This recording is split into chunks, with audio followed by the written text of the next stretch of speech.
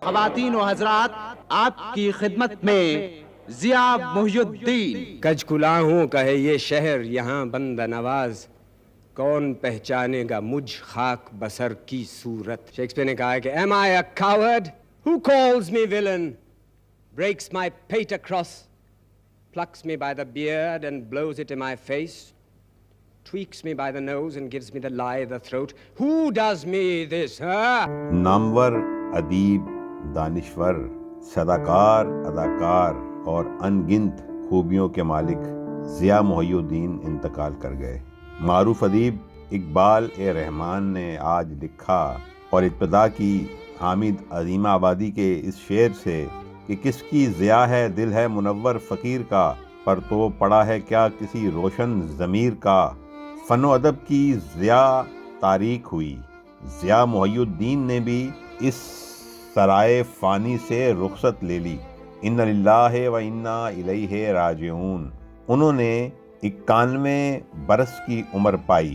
آبائی وطن ہریانہ تھا مگر ان کے والد دلی میں مقیم تھے۔ وہ لاجواب پڑھنت اور کمال کی گفتگو کے سب شہرت دوام سے سرفراز ہوئے۔ انگنت صدیوں کے تاریک بہیمانہ طلسم ریشم و اطلس و کم خواب میں بنوائے ہوئے، جا بجا بکتے ہوئے کوچہ و بازار میں جسم، خاک میں لتھڑے ہوئے، خون میں نہلائے ہوئے۔ لوٹ جاتی ہے ادھر کے نظر، کیا کیجیے، اب بھی دلکش ہے تیرا حسن مگر کیا کیجیے۔ اور بھی دکھ ہیں زمانے میں محبت کے سوا، راحتیں اور بھی ہیں بس اس کی راحت کے سوا۔ اس سے پہلی سی محبت میرے محبوب خطوط غالب نے ان کی زبانی کیا خوب رنگ جمایا تھا۔ یوسفی صاحب نے کہا تھا ضیاء مردہ ادیب کی تحریر پڑھ لیں تو وہ زندہ ہو جائے۔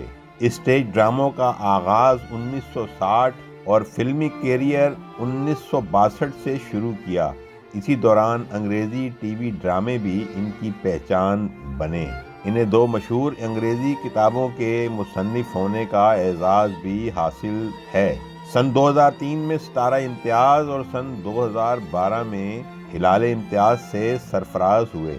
PIA آرٹس اکیڈمی اور national academy of performing arts کے ڈائریکٹر بھی رہے۔ یہ آسماں یہ زمیں کھا گئی، آسماں کیسے کیسے۔ اللہ تبارک و تعالی ضیاء محی الدین کی مغفرت فرمائے، انہیں اپنے جوار رحمت میں جگہ عطا فرمائے اور لواحقین کو صبر جمیل عطا فرمائے۔ آمین یا رب العالمین۔